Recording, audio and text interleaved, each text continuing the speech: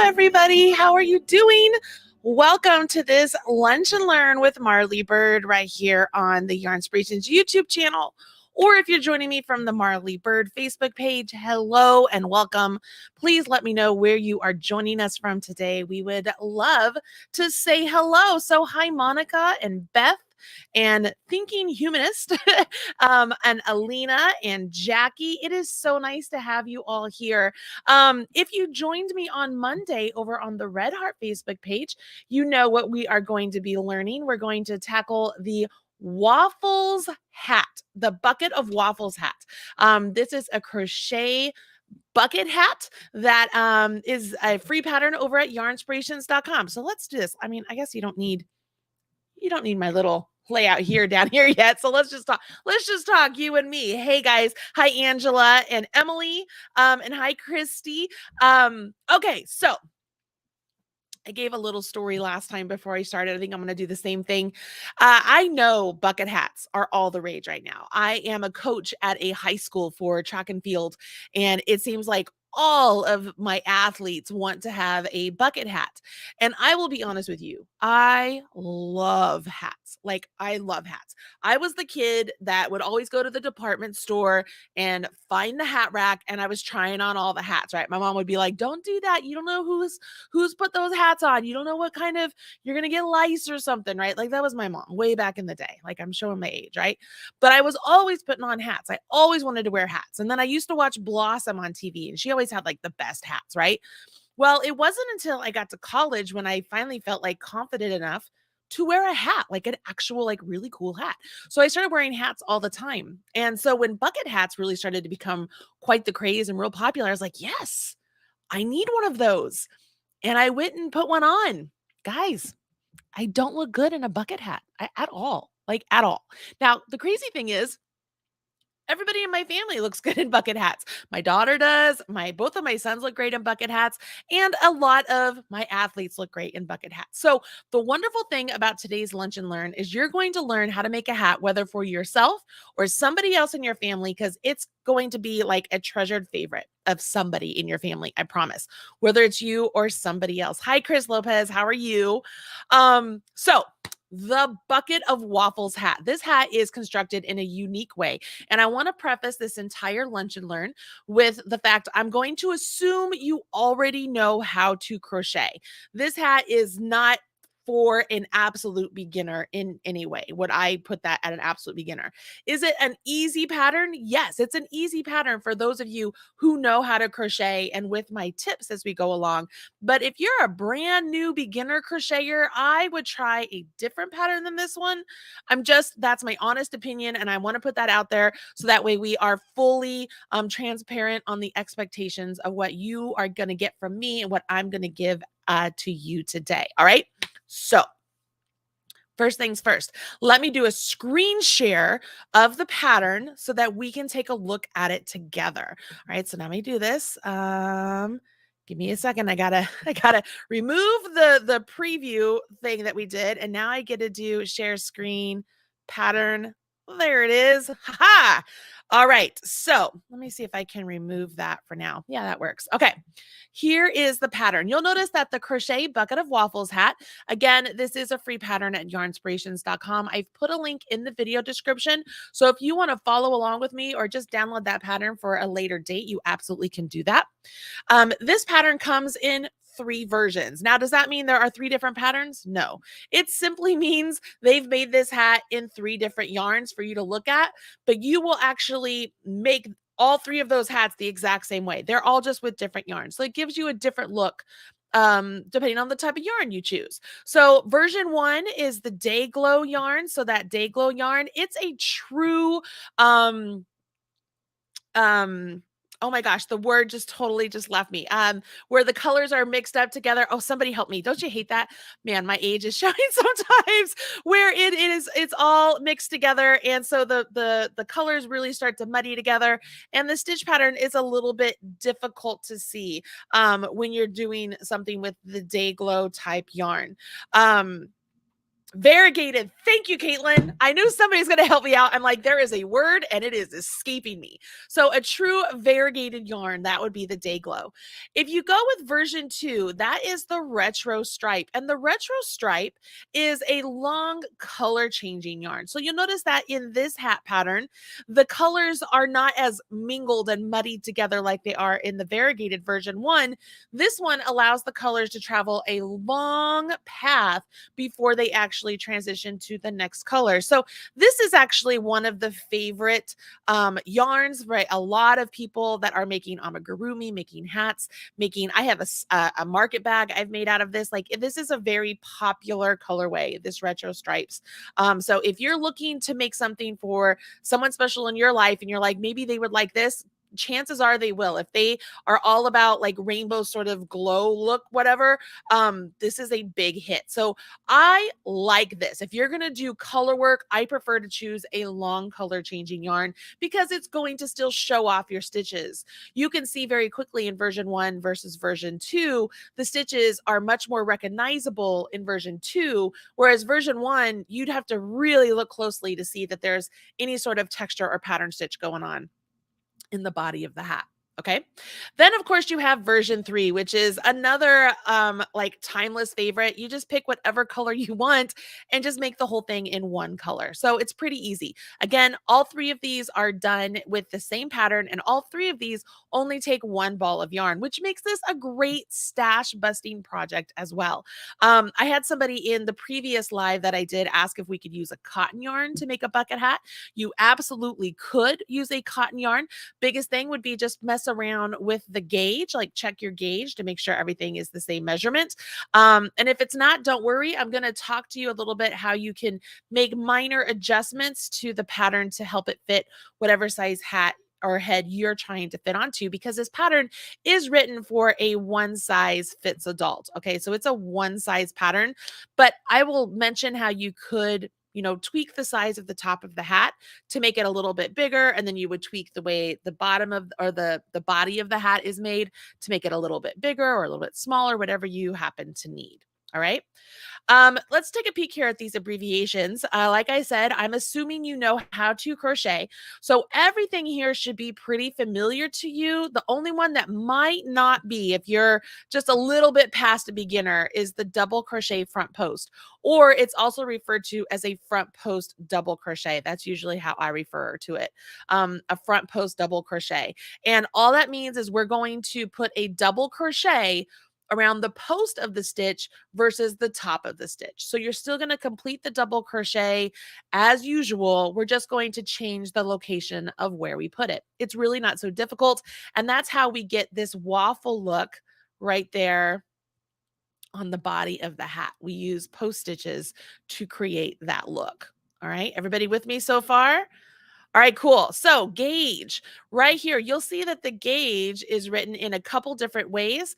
We have the basic single crochet gauge. This is important for like the top of the hat to, gauge out your sizing. But then you have a waffle pattern gauge also. The 2 pieces are made separately. You're actually going to make each one individually. So you will be able to do a gauge swatch for each one. If you're super concerned that you are either a loose crocheter or a tight crocheter, absolutely do a gauge swatch. It will come in handy. All right, so it's always important to look at the notes, guys. I know this seems like a little tedious, but this is important, okay? You're going to join all the rounds with a slip stitch to the first single crochet unless otherwise stated. So what that means there is we are not working in continuous spirals. We're going to join with a slip stitch and then work a chain 1 to continue on working around when we're working on the top of the hat. On the body of the hat, I'm going to give you a little tip, and we're going to learn a stacked double crochet, which coincides with the next set of instructions where it says chain 3 at the beginning of the row counts as a double crochet.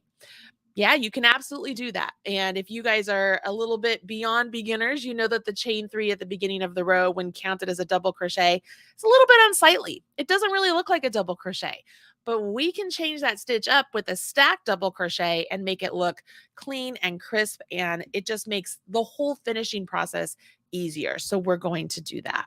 All right. As I mentioned, the side band of the hat is worked flat in rows, and then we will join it to the top of the hat, which is worked in rounds. All right. Then the brim is worked around the bottom of the side of the body of the hat in rounds as well. Okay. It might seem more difficult than it really is. It's not so bad. I'm going to skip over where it says the crown because I'm going to come down here and let's just talk about this chart. All right. Whether you use crochet charts or not, this chart is going to be a really great way for us to demonstrate how the shaping is going to work. Like most shaping, we are going to increase every single round.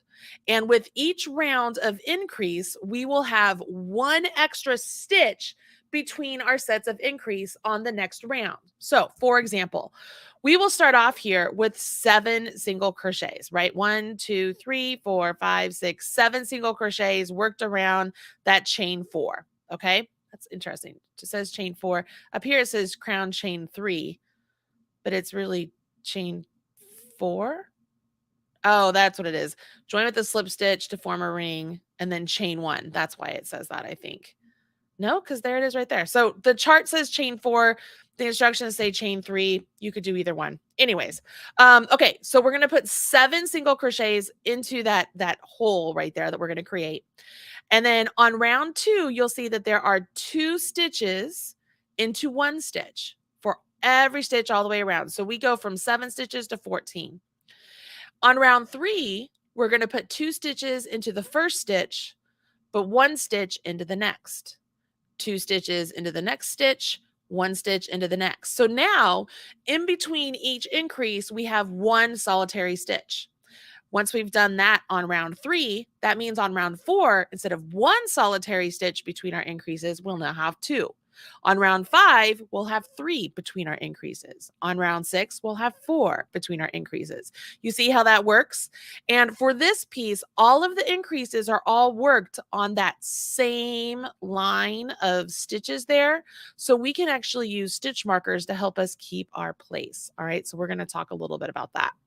Is this chart helpful for you guys to understand how the shaping is going to happen as we're making the bucket hat itself? I want to make sure that we're all really clear on that. So I'm going to come over here and take a peek. I love that all of you guys are like, it's very good, Marley. Hi, Aida. And let's see, can you start with the magic circle? Catherine is asking. Yes, you could, Catherine. Absolutely, you could start with the magic circle. And then just make sure you weave in your tail really well so that way it doesn't come undone at the end. Chris is in love with the stacked doubles. I agree with you. They are great. Marilyn says that the chart is very helpful. I agree with you. Okay.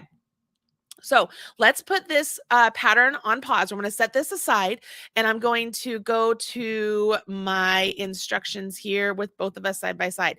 Now, is that better? Is that better? I feel like this is good because then you can still see my face, but you get a pretty good close up on my hands. Do you want this or do you just not want to see my face? I want to be here for you guys. I want to make sure that I'm giving all the information to you the best way possible. It's helpful. Thinking Humanist says. All right, so I am going to grab just some plain Jane. This is Red Heart Super Saver, just plain Jane pink yarn, okay? And I'm just going to get you started with the first part because you can see here in the essence of trying to save you time, because this is a lunch and learn. I'm not going to get through the whole piece, right? But I want to show you how this has worked. But let's begin with the start. So I know you guys are already crocheters, so we're not going to go too great, right? All right, so we're going to do our slip knot. However you make your slip knot, put it on your hook. And then we're going to chain 4 or chain 3, either one. I did chain 3 in the last video because I was reading the instructions instead of looking at the chart. But the chart says chain 4, so I'm going to go ahead and do chain 4 for this one. You can see I put my hook into the very first chain I created. Okay. Put my hook just right in there. Yarn over my hook, pull up a loop, and then pull that loop through the loop that's on my hook. Now this looks like a little nubbin. It looks like a little bit nothing, right? And if you're somebody who's relatively new, it could be difficult to find where you're supposed to put your hook. So one thing you could do here is before you join with that slip stitch, okay, before you join with that slip stitch, this is what we're going to do. We're going to take a stitch marker, and we're literally just going to like put it right here on the chain 4s that you have. You see that? I'm just sticking it on there. It's not in any one stitch. It can move. I'm just holding it there. Now I'm going to do a slip stitch to the first chain. And what I've created here is now my stitch marker is showing me exactly where the center of my beginning point is. Can you see that? So if you struggle with finding where that center bit is, this is a great little tip for you to be able to do this. And if you're somebody who's teaching somebody how to crochet, this is a great tip to show them, to help them find where they're supposed to put their hook. Okay. Once we know that, we now can carry on with the instructions, which we know are chain 1, and then we want to put 7 single crochet into that hole. All right. So we'll just put 7 single crochet. So I'm going to put the first one, and I'm going to pause because I'm going to add another stitch marker. Those of you who follow me, you know I love stitch markers. They are just handy. So what you'll notice here, you can see this V right here. See that V right there behind the loop on my hook? That V is the top of the single crochet I just created. That V represents the very first stitch of my round. So not only is that going to let me know where the first stitch of my round is, but when I get to a point where I'm like, how many have I done? I can start counting on that one. All right. So I have 1 and then 2. I'm just putting single crochets here. 3, 4, and 5. And at some point, the marker in the middle might get in the way. But once you've established where that center is, you really don't need it anymore, right? So 6 and 7. I've worked all the way around. I'm not concerned that there's a hole there, you guys. You know why? I have this tail right here that I can seam that all closed, and it's never going to be visible. Okay? It's never going to be visible. Now I have my marker there, so I know that that's my first stitch, and I'm going to slip stitch into that first stitch. So I can go right underneath both of those legs of the V. I can remove my marker now because I'm already in that stitch, so I know where it is. Yarn over, pull through that, and then pull through the loop on my hook. And now I have joined with my slip stitch. Okay, so I've done that first round. I will chain 1, working into that first stitch that I just joined to. I'm going to put 2 single crochets there, right? So I'll do my first one, pause, take your marker, put your marker into the V behind the loop on your hook, the V behind the loop on your hook, because that's our first stitch.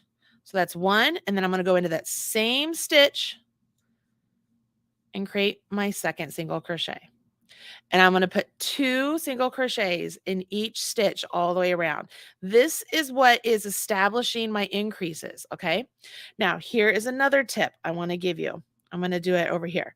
So I just did 2 into that one. If you're ever stuck on where you are, kind of space out your stitches, and you can see, let me do this. This makes it easier. You can see the V's of the 2 stitches that you've created kind of into one. So if you're looking, look for the essentially this post of the single crochets you've created. So I can see there's 1, there's 2, and they're into 1. All right, so I did 2 there. I can come over here. Do I have 2 here? I have 1, I have 2, I have 2 into there. It's just a little bit faster than like unraveling it to get back, okay?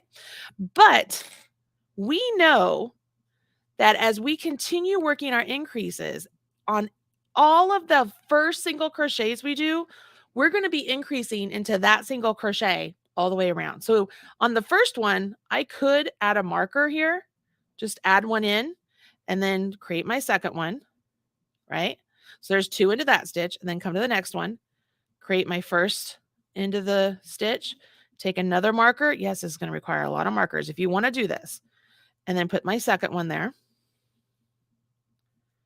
And then come to the next, do my first one. Can you see where I'm going with this, guys?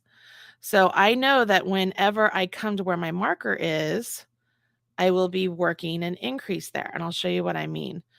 And then let's do this one too. And then I'm going to have to count, because I always have to count, especially when the things are like this little small thing here.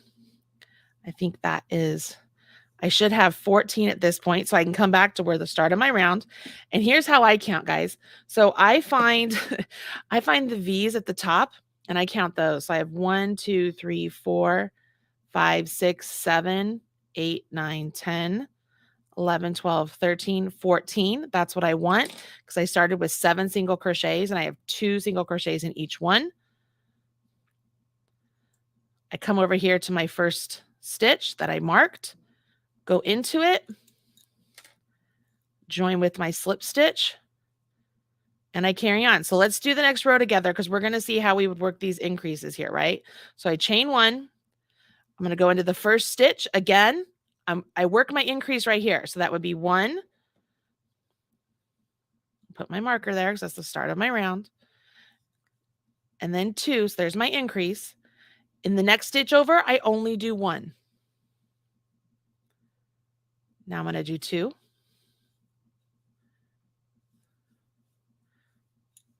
And then I'm going to do 1.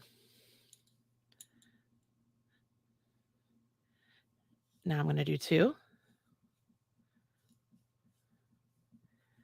And now I do 1.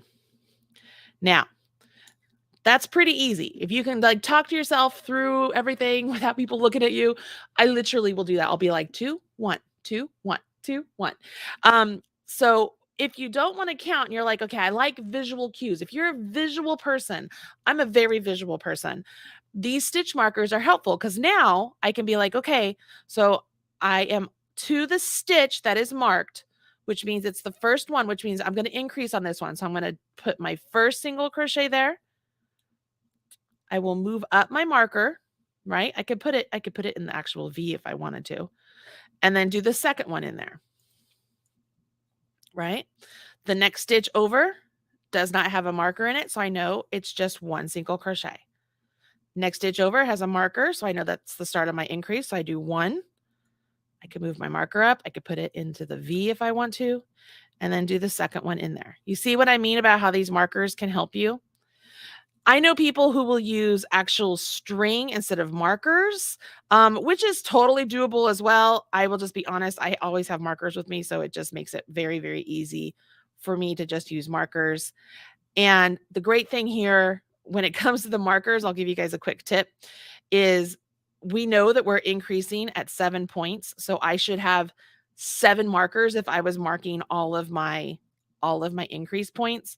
So when you get to your 7th marker, you would know you would just have like however many stitches after that until it's time to join. So you wouldn't have to count each time. That's where I was going with that, right? Let me put this out. Can you see?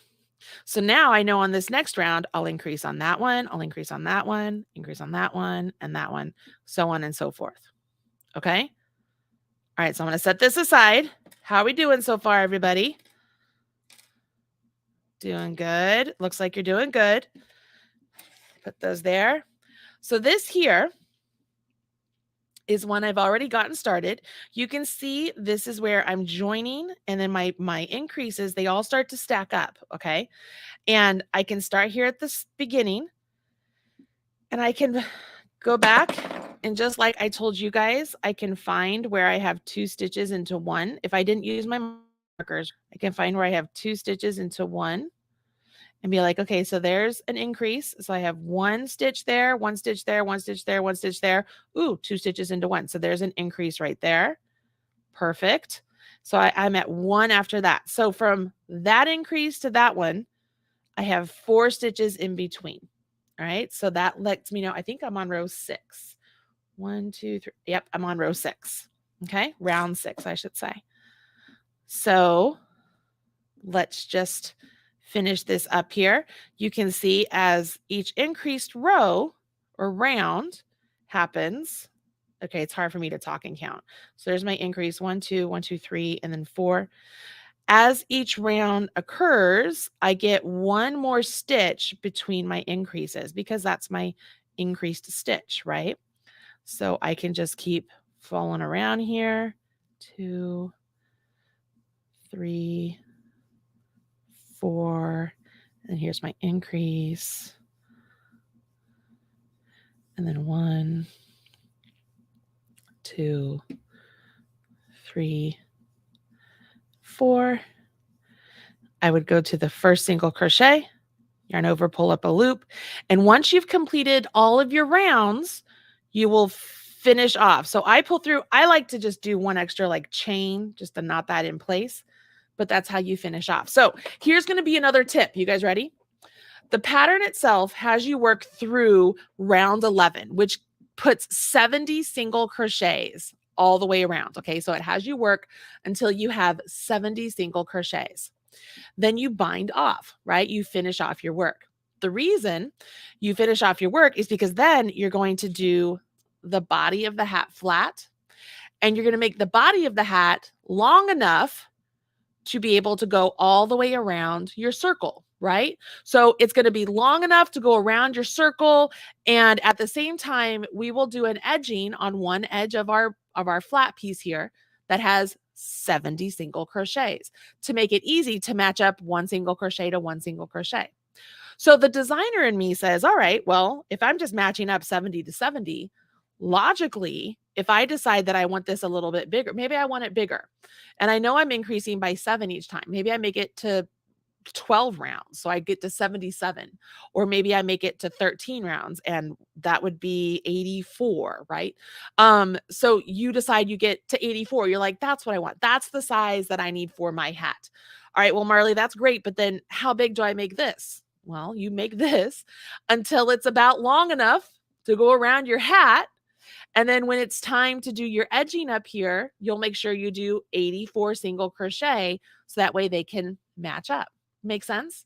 And the same works if you're going to make your hat smaller. You just do fewer than 70 and you just make the adjustments on the body of the hat itself also. So it's pretty easy to customize if you think through that like logically like that. And as crocheters, naturally, we're all willing to be a little bit more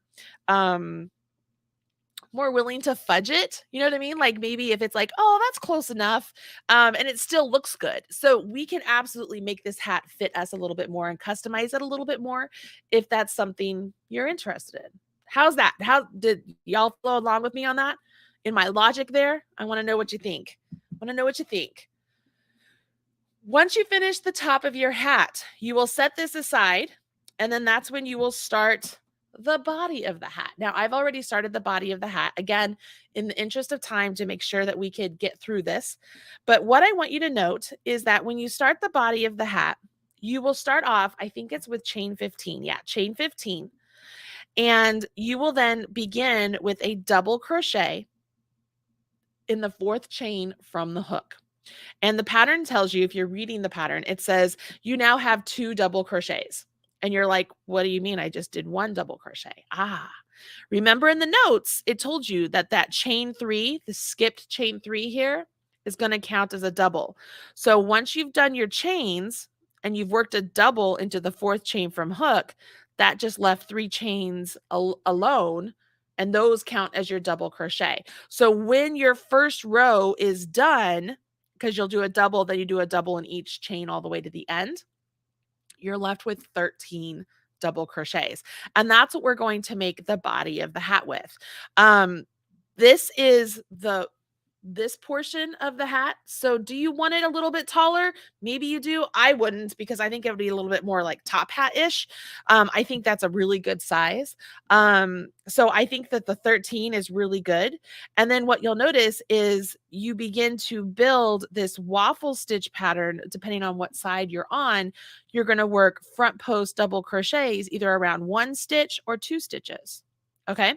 So on the first row, let's see, I'm sorry.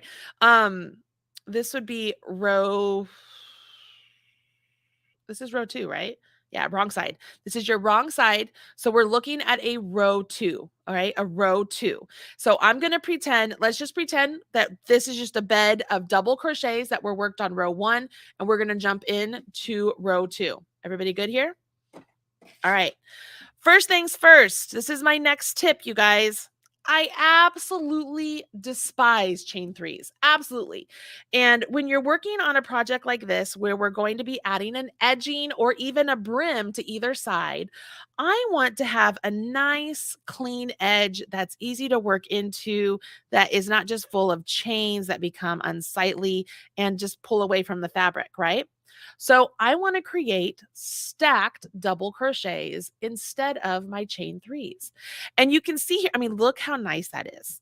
I mean, you guys that are experienced crocheters, do yours look like that when they're chain threes?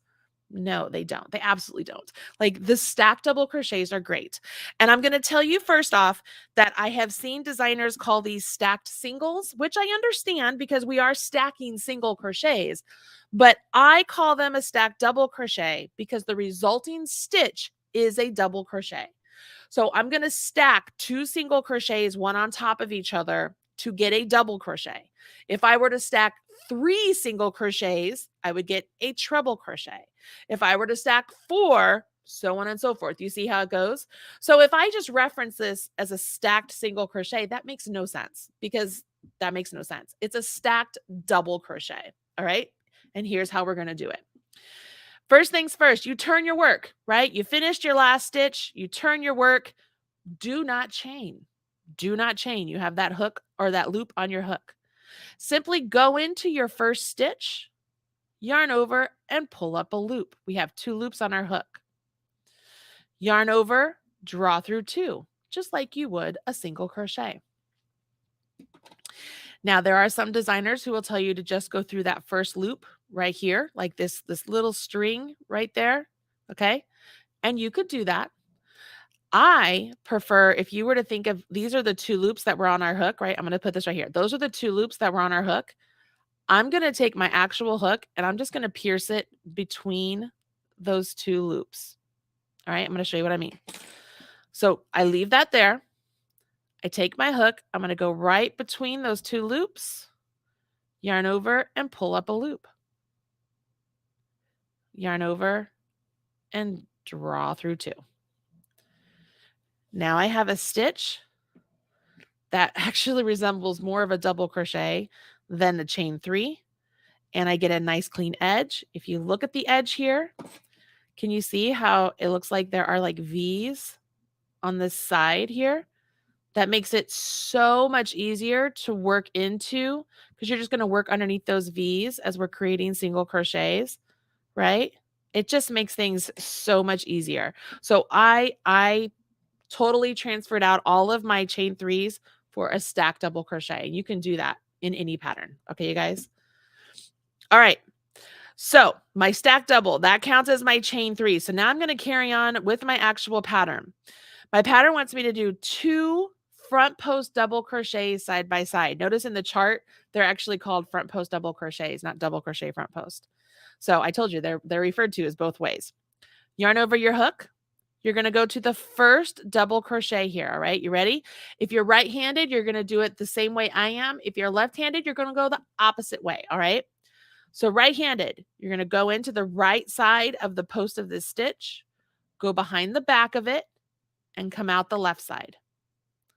Yarn over your hook, and then bring your hook right back that same path. Go out the left side behind your post, and then bring it up to the right side. You now have 3 loops on your hook. Yarn over, draw through 2, yarn over, draw through 2.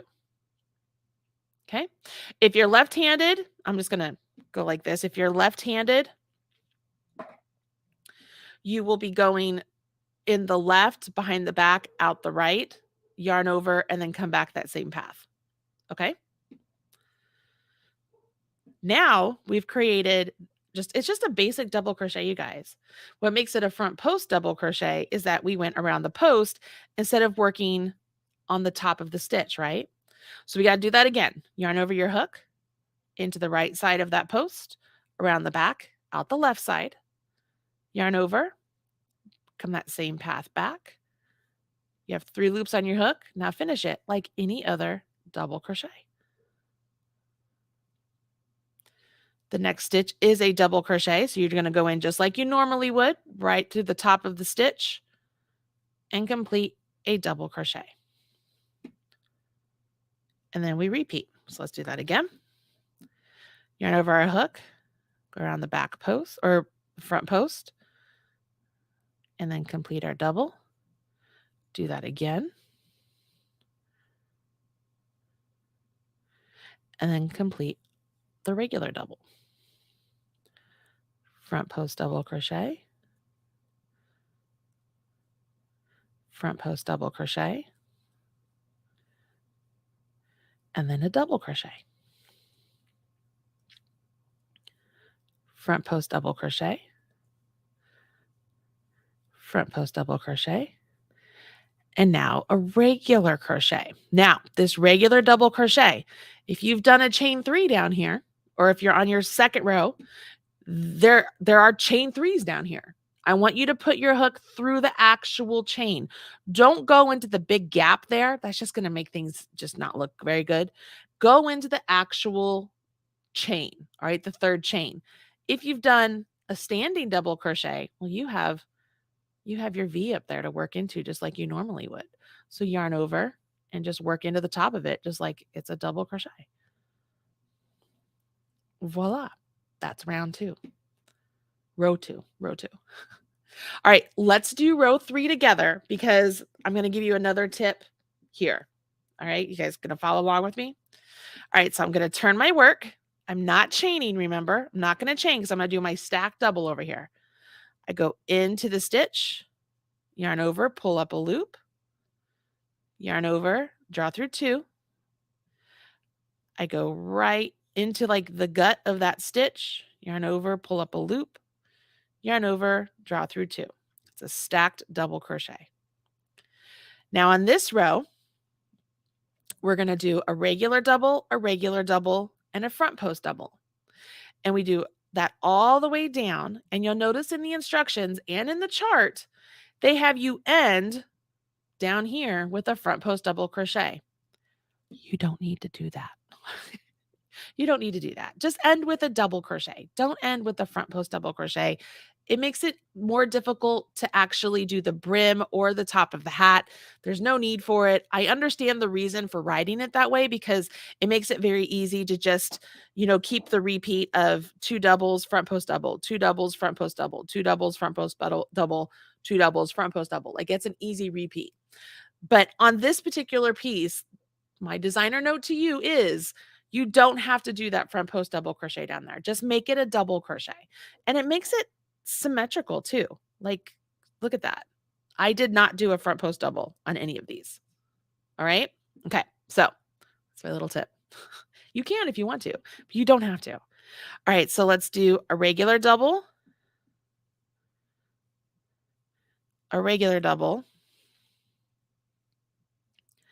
and a front post double, just like we did before. Regular double,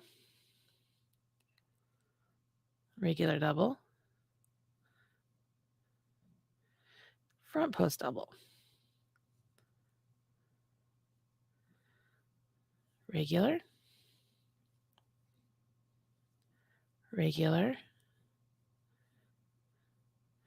and front post. And here we are to the end, regular, and then the pattern says to do a front post double. And I'm telling you, you don't have to. Just do a regular double. Just like we started with a stack double, we're going to end with just a double.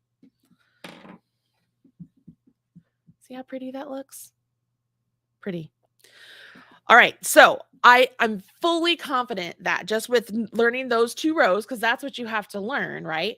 You can absolutely make the the body of this hat, right? You're going to make that until you get through round 39. That's what's written in the pattern. Or if you're making adjustments, or maybe your gauge isn't spot on and you need to tweak it a little bit, just make it until it just about fits around your circle, leaving at least room for one more row, because that final row that we're going to do will join that circle in the round. Okay, so if it fits your circle complete before you join, just rip out one round or one row to make sure that you end where you're getting ready to start a row 2. All right, we need to start on a row 2. All right, so that's what we're going to do here. We're going to pretend that we just went our 39 rounds and we're getting ready to start our row 2, because we want the wrong side facing outside, and it says align foundation chain to the last row together. So this is what we're going to do. Let me talk you through this before I actually do it. We have the wrong side facing us, right? So I want this row down here to come up here and meet me up here. And what's going to happen is, as I'm working my next row right here, I'm also going to join it up here with slip stitches and a slip stitch around the post of stitches. All right, so I'm going to show you how to do this. And this is tricky. Like the first time I did this, I just did slip stitches the whole way, which you could do. And then I was like, well, that doesn't look right. So then I went and fixed it. I was like, oh, okay. So joining row. It says chain 3, slip stitch in the first foundation chain. Well, are we going to chain 3? No, we're not going to. We're going to do a stacked. So let's do our stacked double crochet, because that's what we've been doing and we can do it. So we did our stacked double crochet, bring up our foundation row, and the very first one here, I'm going to insert my hook, yarn over, pull up a loop, pull that loop through the loop on my hook. Okay. Now I come back to the row I'm working on, and I'm going to do one front post double crochet around the next double crochet. So right here, I'm going to do a front post double crochet, just like I normally would, just like I was doing on all my row 2s. And then I come back over here, go to the next stitch, and I slip stitch. Do another one, front post double crochet. Come over here and join again. This is where things get changed up a little bit, okay? We're going to double crochet into the next stitch over here, just like we normally would. And then up here, instead of slip stitching into where the foundation chain is like we have been, we're going to slip stitch around the actual post. All right, so that's the post of the stitch. We're going to go around it. So it's just like a front post. So there it is. All right, I'm going to go into the right, out the back, out the left, yarn over, have my hook travel that same path, and then pull it through the loop on my hook. And then I do all that again. So I come back over here, front post double crochet twice. So front post double crochet, come over here to my foundation chain and slip. Front post double crochet over here. Come back over here to my foundation chain and slip. Come back over here, do my double crochet. Come back over here, do around my post stitch and slip it. Let's do that all the way to the end. So there's my front post double. Come back over here and slip. Front post double. Come back over here and slip. And then double. Come back over here and slip stitch around the post. Then we're going to do front post double crochet, slip, front post double crochet, come back over here and slip, and then we end with our double crochet. Make sure you go through both of the V's.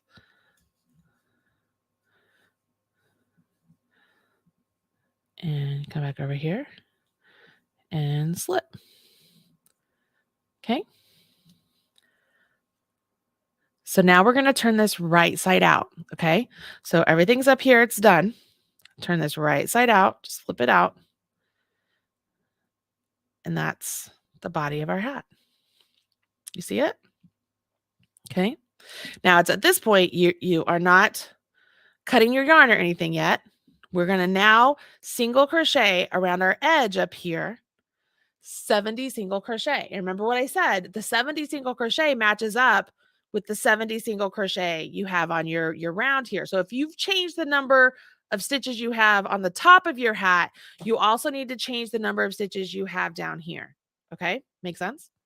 So for this, it's just as easy as we turn it inside out. We have the right side, facing you.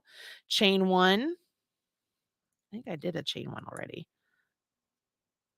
I think I did. Oh, hold on. My yarn is starting to split on me because I've used it so many times. Maybe I did not do a chain one. All right. So you will do a simple chain one and then just space out your single crochets. And if you used the stacked double crochet, you will find that the going into those double crochet areas it's just real easy just to find them, and because there's just a V there, and it's easy to get into and work all the way around. All right.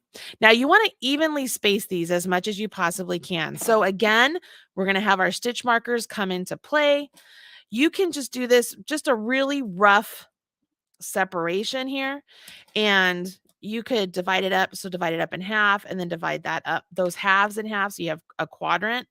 And obviously 70 is not like easily divisible by 4, but you could do, what is it that we just, I think it was 17 and 18 and 17 and 18. So you could evenly distribute out how those single crochets are. And once you've done that, okay, so you would work all the way around, and then you will not fasten off, right? So everything is still attached. You worked all the way around. You will join it over here, and you're not going to fasten off. We're still going to use that yarn, because what will happen then is you're going to take the top of your hat here, and you're going to match up. You're going to match up single crochet for single crochet, and you're going to slip stitch all the way around. All right. You're going to slip stitch through both thickness. Now, you can decide if you want to just go through one strand and one strand, or one strand and one strand, one strand and one strand. Or if you want to try and go through like all four, like where it's the full V and the full V to get a slip stitch, you can do that. I prefer, like, if I'm looking at the orange, like the back loop of the orange and what would be the front loop towards me of the pink. I think that looks really good. But play around with it. Do what works best for you. Then once all that is slip stitched together, that's when you would fasten that off. Then you'd come down here to the bottom of your hat, right? You're going to work 70 single crochet around here as well. Or if you've changed the number, make sure you've changed that number as well. And then you're just going to work a rapid increase, right? So what I mean by that here, let me come over here again. Let me see if I can, there we go. So the rapid increase, you can see on the brim, so it says work 70 single crochets evenly around the other edge of the band. Again, if you've changed that number because of the top, you're going to change it down here also. Then it says you will chain 1, 2 single crochets in the first single crochet and 1 single crochet in the next. So they've made this to where they're increasing every other stitch. So that's a rapid increase. They're increasing every other stitch. So if you did try and do a number that's an even number. So if you do that, that'll make it really easy. If you do an odd number, like if you did 77 and that makes it so you have 2 increases side by side or not side by side or whatever, that's fine. I mean, that's just 1 stitch. It's not going to be that big of a deal. But honestly, once you do that, then you just would work rounds of single crochet just into however many stitches you have. And then the final round, you would work in the front loop only and slip stitch all the way around to kind of give it that finishing look. And you get this really great hat. It's It's really not that hard, right? I mean, as you take it through step by step, knowing what the bigger parts are, and then understanding that you can make these adjustments, it's pretty darn easy. So, like if you wanted a bigger hat, upsize it to what we say 84, and then make your band until it measures just about around the hat, and then when it's finished, do your 84 single crochet, and then do 84 single crochet on the bottom of the band, and then work those rapid increases like two stitches, one stitch, two stitches, one stitch, all the way around. And then just continue working those single crochets until the brim's as long as you want. And then you would just do not really tight. You don't want to do those slip stitches tight. You want to make sure that they're not pulling in and kinking in your fabric. You want your fabric to lay nice. And that's how you finish it. It's pretty easy. I think that with the extra tips of the stitch markers, with the standing double crochet, and understanding how the construction works, you guys can absolutely tackle this hat. So I hope this is one that you guys like and you enjoyed this lunch and learn like this. If you will do me a favor, make sure you smash that like button and let us know in the comments, not just here on the live, but if you're watching this after the fact, let us know in the comments if these type of videos are what you'd like to see here on the Yarnspirations YouTube channel or on the Marley Bird Facebook page, because we're really trying to make sure that we're bringing you content that you want in a timely manner, in a way that you like it. So I enjoy teaching all of you guys here and giving you all the tips and tricks I have available. I also have the Marley Bird YouTube channel you can check out, or marleybirdhouse.com. All right, guys, that's it for me. I hope you have a spectacular rest of your Friday, or whenever you're watching this. Have a blessed day. Bye, guys.